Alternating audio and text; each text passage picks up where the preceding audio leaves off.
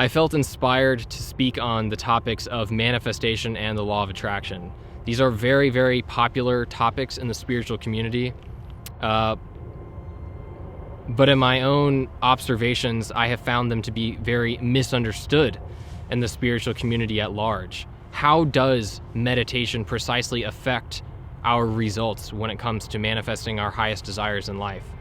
How does the non-dual nature of reality play a role when it comes to manifestation? Now let me just rewind a bit and explain where I'm coming from. When I got interested in meditation and got really kind of obsessive with my own meditation practice, I was not interested in manifestation. I was not interested in the law of attraction. And actually, at the point in my life where I began meditating an hour every day, I actually, at that point, had not heard of the term law of attraction. I'm not sure how I managed to go through all of these articles on meditation and scouring the internet to learn about this practice, and I never ran into the law of attraction, but somehow it wasn't on my radar at that point in time. So I came into meditation, hardcore meditation, from the perspective of being completely ignorant about topics like manifestation or law of attraction, or even non-duality, which we'll also be talking about in this video. So in a sense, I feel like when I learned about these topics, I was coming at it from a more objective point of view. Because essentially what started happening as a result of my meditation practice is that these very strange, almost magical synchronicities started taking place.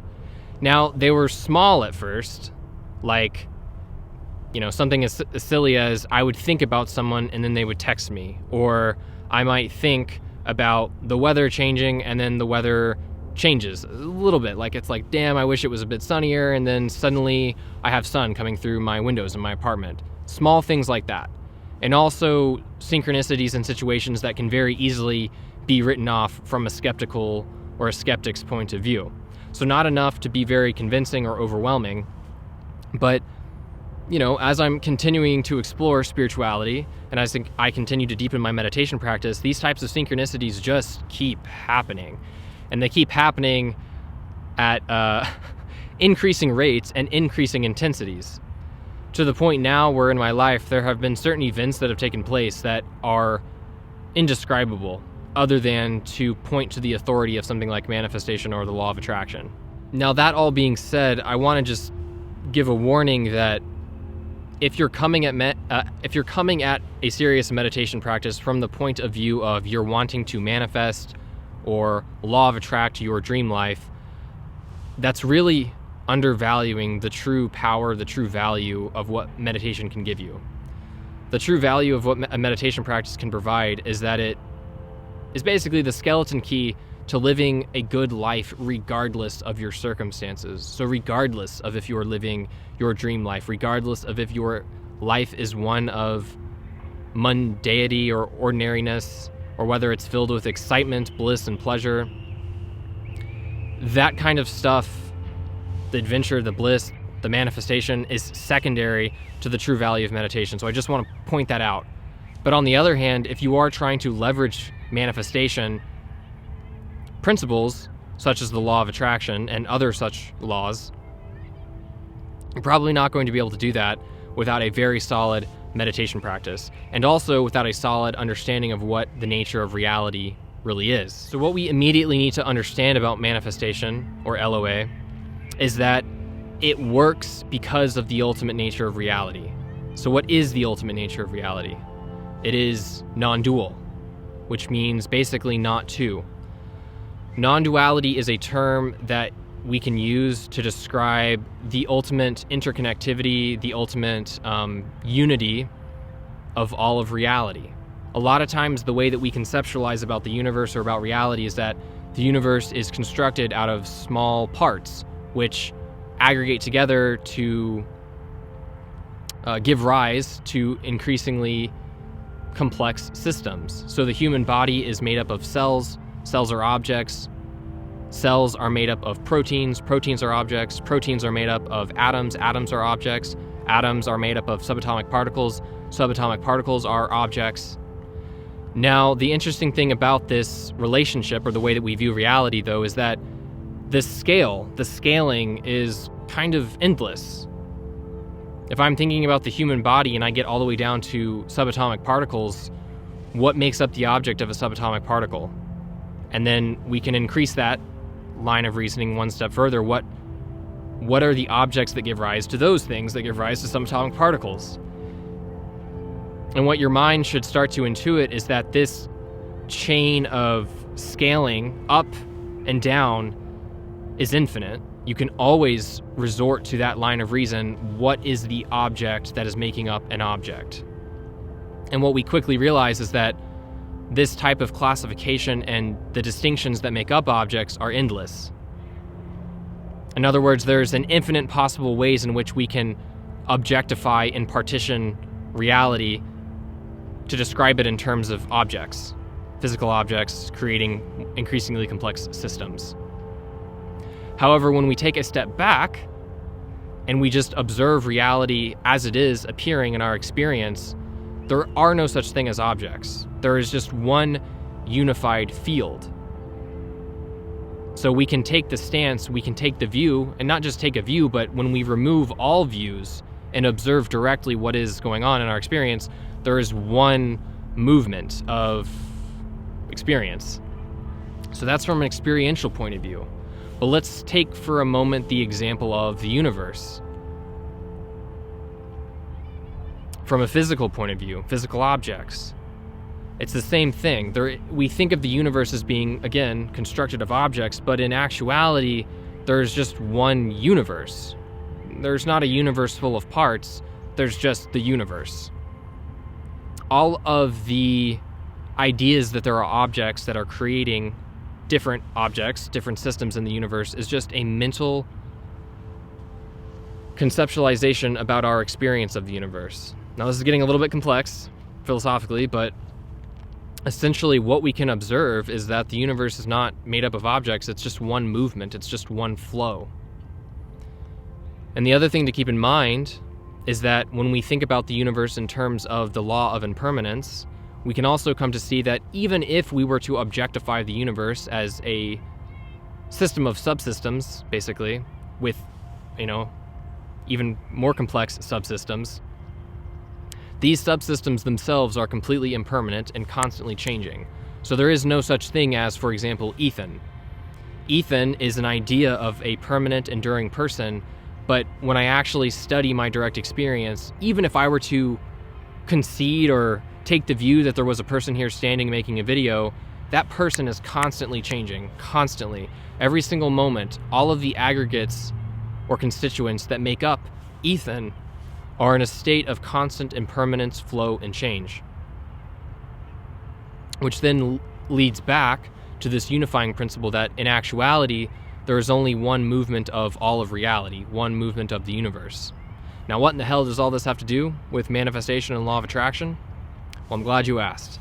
So now that we understand the non-dual nature of reality, I'm going to read something that I wrote this morning that inspired this video. One of the keys to manifesting our highest desires is to recognize the ultimate nature of reality on any level. We don't need to be completely awakened to recognize the non-dual nature of reality, but any degree of such recognition will inevitably open the mind to enormously powerful possibilities. This mind and its contents, activities, and orientations from the subtlest to most macrocosmic are inextricably entangled with our entire field of experience. I'm going to reread that.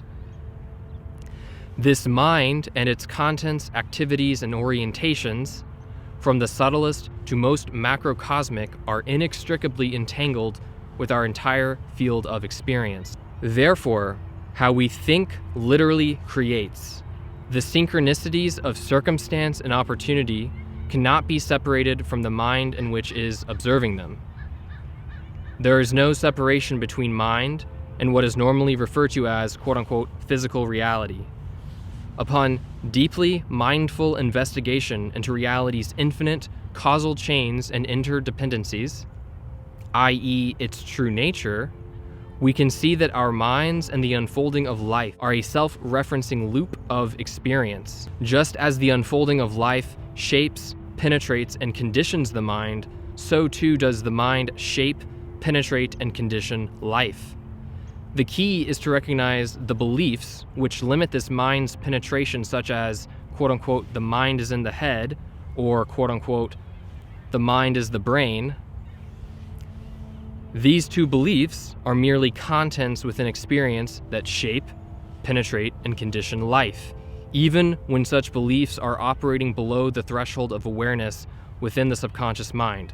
So even when we are not aware of these beliefs that we have, even if we're not conscious of them, they are shaping and forming and affecting how life is unfolding for us. When one sees clearly the nature of beliefs, we can see that these two examples are just lenses that artificially filter the way in which life is experienced. When we change our beliefs, or better yet, move towards an alignment with reality's true nature, such beliefs and their conditioning qualities fall away. As we practice an honest, objective observation of our direct experience, we can see how much fabrication and relativity of the world coexist. In every moment, we are shaping and transforming our realities based on this mind. A mind that is clear on its desires and free from unhelpful beliefs, or clear on how to reprogram itself out of unhelpful beliefs, is a mind capable of transmuting, transforming, and alchemizing how the unfolding of life unfolds. The key insight is to realize this flowing of life is always subject to our mind, all of it. When the actuality of its flowing is recognized at deeper and deeper levels, it starts consciously moving rather than its typical unconscious moving. Now, I know that was a lot, but the key takeaways from that little ramble are that our life is creating our experience of reality. It is inseparable from our experience of reality. And the way that most people hold their experience is that life, reality, experience is penetrating into us and that we are at the affect of it. And yes, most people can concede that there is some level or magnitude of power that we have over our external reality, and so that there is a way in which we condition the world. It's very minute in the grand scale of the universe. But with a proper understanding of non-duality, what we literally come to experience is that the entirety of the external world is inseparable from our experience of being an individual. And when our minds start to observe this at, again, deeper and deeper levels, this opens up the possibilities that our minds are affecting much, much more than I'm thirsty, I'm gonna go get some water, and I manipulate my immediate experience to get water.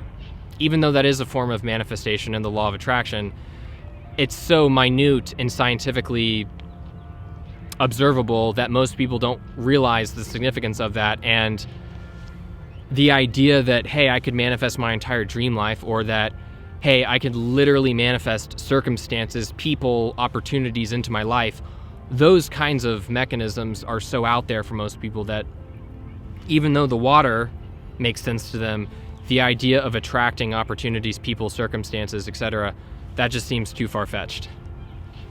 So when we understand non-duality experientially, we suddenly have the mechanism that the law of attraction and the process of manifestation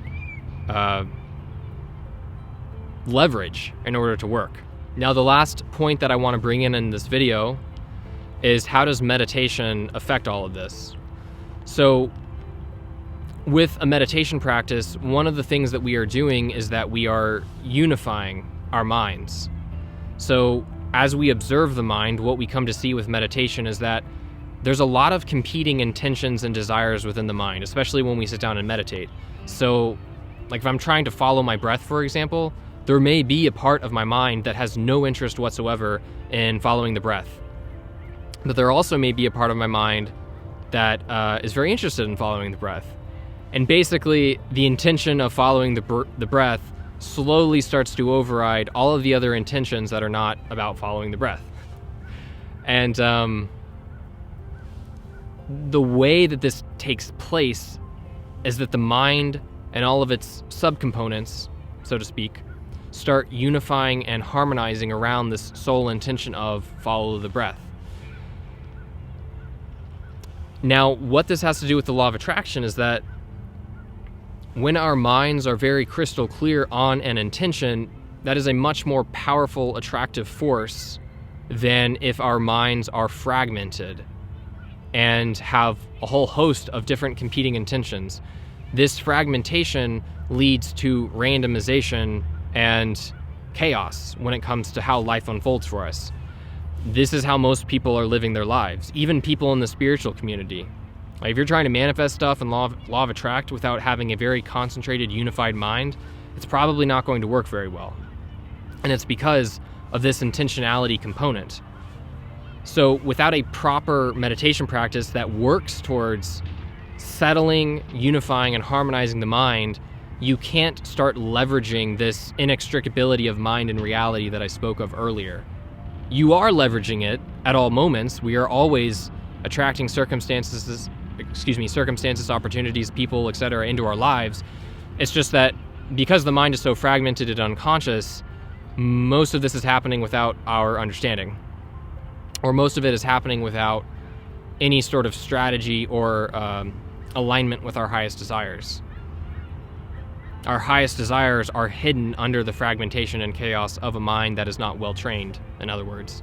Until we have a solid foundation with our meditation practice, we will not have a solid foundation with manifestation and law of attraction. So I hope all this video made sense. It was a joy to make, so there's something to be said for that. If you have any questions, please leave them in the comment section below. If you like this video, please hit that like button. If you like this style of content, please subscribe. I will see you guys in the next video. Until next time.